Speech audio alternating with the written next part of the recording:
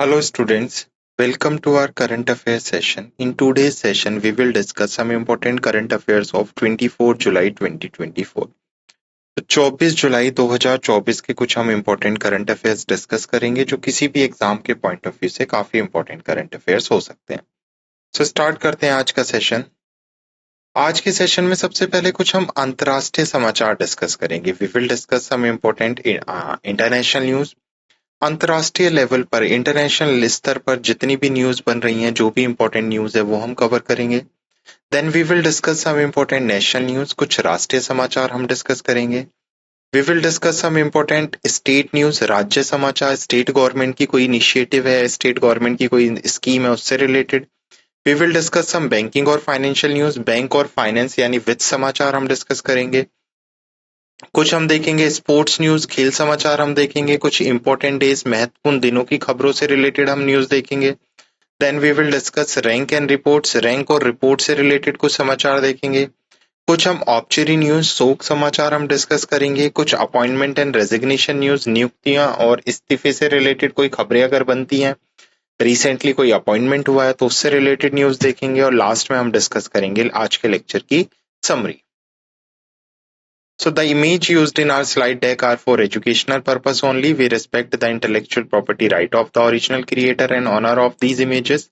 If you are the owner of any of the image used in this deck and have any concern or issue, please contact us at sathi@iitk.ac.in and we shall remove the images.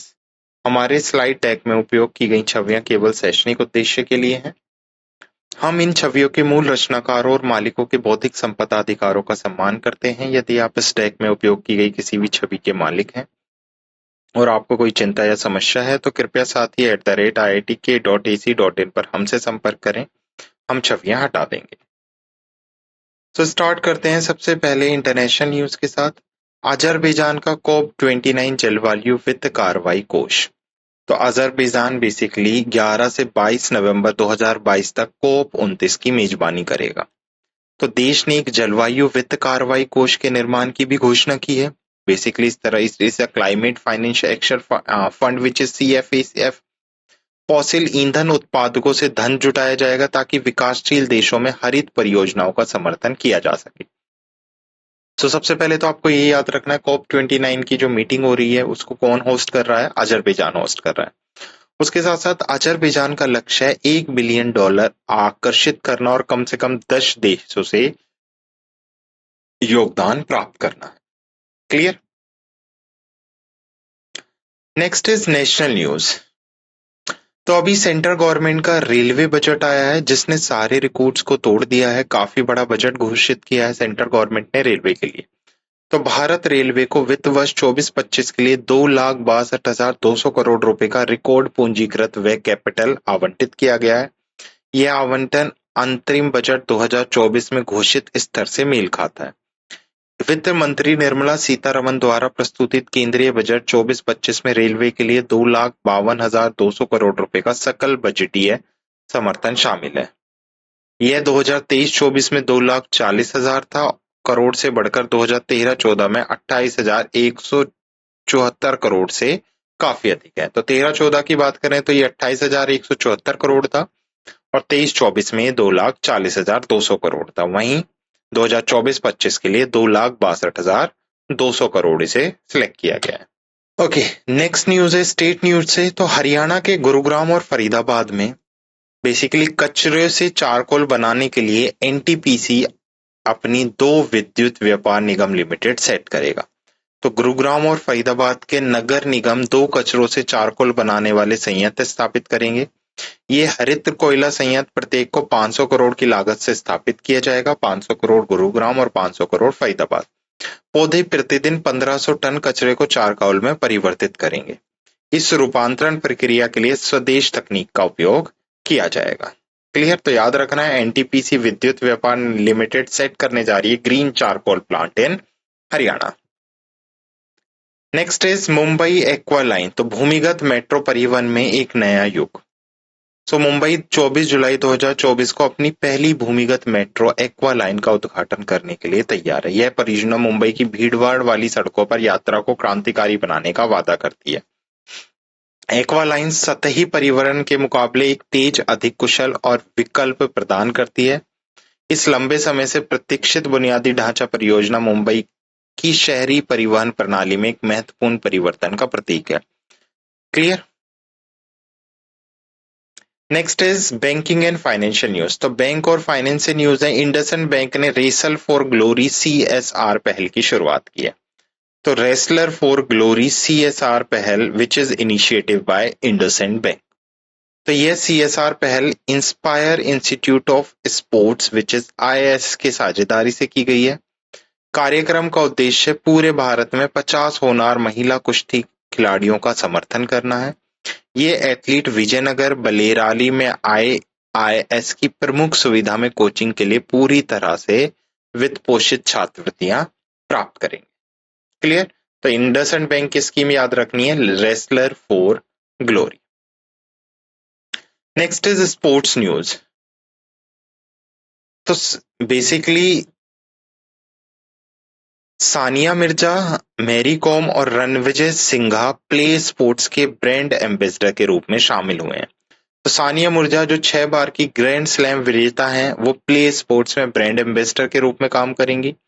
वहीं MC Mary com 6 बार की विश्व champion और Olympic कांस्य पदक विजेता एक brand ambassador भी हैं और अभिनेता रणविजय सिंघा ने इस भूमिका में उन्हें ज्वाइन किया है।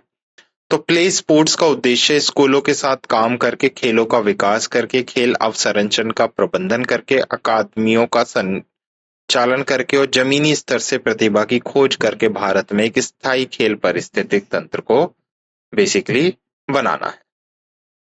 क्लियर? ओके।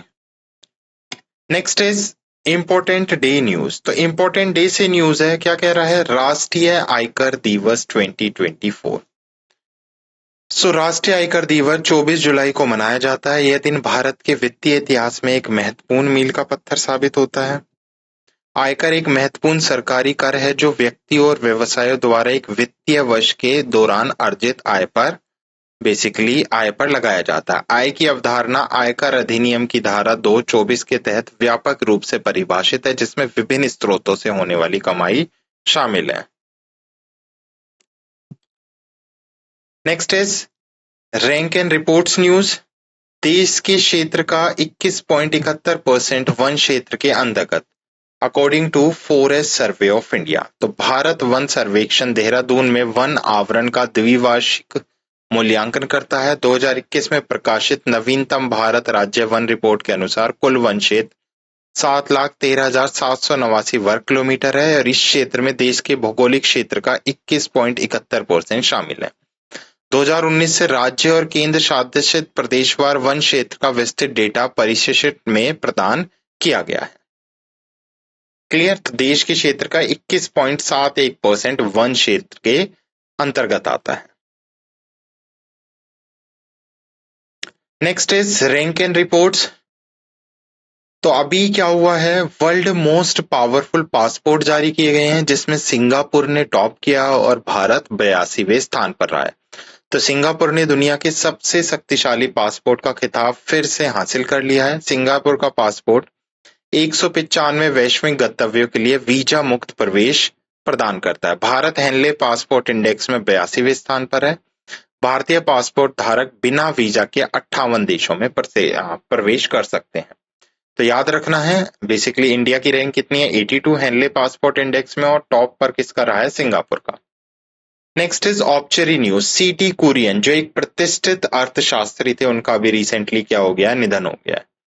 तो वे मद्रास क्रिश्चियन कॉलेज में पूर्व प्रोफेसर रहे हैं। वे एक अर्थशास्त्री थे जिनका 23 जुलाई 2024 को 93 वर्ष की उम्र में बीमारी के कारण निधन हो गया। तो C.T. Kurian economist. Next is appointment and resignation news. तो KV सुब्रमण्यम को फेडरल बैंक का MD और CEO नियुक्त किया गया है। तो हम सब पढ़ते आ रहे हैं कि reserve bank of India RBI act banking regulating act 1949 के तहत RBI के पास पावर है। RBI किसी भी पर्सन को किसी भी बैंक का MD CEO अपॉइंट कर सकता है। तो अभी रिजर्व बैंक ऑफ इंडिया ने अप्रूवल दे दिया है कृष्ण वेंकट सुब्रमण्यम को कि वो बेसिकली फेडरल बैंक के MD एंड CEO अपॉइंट किए जाएंगे। सुब्रमण्यम फेडरल बैंक के प्रबंधन निर्देशक और मुख्य कार्यकारी अधिकारी के रूप में कार्य करेंगे। उनका 3 साल का कार्यकाल 23 सितंबर 2024 से शुरू होगा। वह वर्तमान एमडी और सीईओ श्याम श्रीनिवासन का स्थान लेंगे, जिनका कार्यकाल 22 सितंबर 2024 को समाप्त हो रहा है। Clear? Next is also appointment and resignation news. तो बेसिकली क्या है, institute of cost accountant of India, उसके 67th प्रेसिडेंट अपॉइंट किया गया है विभूति भूषण नायक को। तो विभूति भूषण नायक आईसीएमआई के नए अध्यक्ष चुने गए हैं। और कौन से अध्यक्ष बने हैं ये? 67वें अध्यक्ष चुने गए हैं। तो नायक आईसीएमआईसी के फेलो सदस्य और भुवनेश्वर चैप्टर के सदस्य हैं। वे वित्त और लागत लेखांकन में 30 से अधिक वर्षों का पेशेवर अनुभव लाते हैं। नायक ओडिशा के तीसरे कास्ट अकाउंटेंट हैं जिन्होंने इस प्रतिष्ठित पद को संभाला है। क्लियर? तो ये थे कुछ हमारे इंपॉर्टेंट करंट अफेयर्स जो हमने डिस्कस किए। Now let's quick revise the session through summary. तो सबसे पहले हमने देखा इंटरनेशनल न्यूज, जिसमें हमने देखा अजरबैजान होस्ट करेगा COP29 की जलवायु वित्त कार्रवाई कोष को। रेलवे बजट इस बार का रिकॉर्ड तोड़ रहा है, लगभग 2,62,000 करोड़। स्टेट में हमने देखा कि एनटीपीसी हरियाणा में 2 सेटअप करेगी, बेसिकली ग्रीन चारकोल प्लांट। उसके बाद मुंबई में एक्वालाइन भूमिगत मेट्रो स्टेशन स्टार्ट हुई है। बैंकिंग में हमने इंडसइंड बैंक ने रेसलर फॉर ग्लोरी CSR पहल की शुरुआत की है। उसके बाद हमने देखा स्पोर्ट्स इवेंट्स में प्ले स्पोर्ट्स के ब्रांड एम्बेसडर सानिया मिर्जा, मैरी कॉम और रणविजय सिंह को बनाया गया है। महत्वपूर्ण दिन में हमने देखा राष्ट्रीय आयकर दिवस, जिसकी थीम थी परिवर्तन की यात्रा। रैंक और रिपोर्ट्स में हमने 21.7% देखा। राज्य मंत्री कृषि वर्धन सिंह ने कहा है कि भारत में कुल क्षेत्र का 21.71% वन आवरण है, जबकि डिसेंट कितना होना चाहिए, 33%। और अभी हमने रैंक एंड रिपोर्ट में देखा था कि भारत ने हैनले पासपोर्ट इंडेक्स में 82 रैंक हासिल की है। ऑब्चुरी में सीटी कुरियन इकोनॉमिस्ट थे जिनकी डेथ हुई है। अपॉइंटमेंट में केवी सुब्रमण्यम को फेडरल बैंक का एमडी सीईओ और उसके साथ साथ विभूति भूषण नायक को new president of ICMI appoint किया गया। क्लियर? तो ये थे कुछ इंपॉर्टेंट करंट अफेयर्स जो हमने डिस्कस किए। I hope you like this session. Thank you.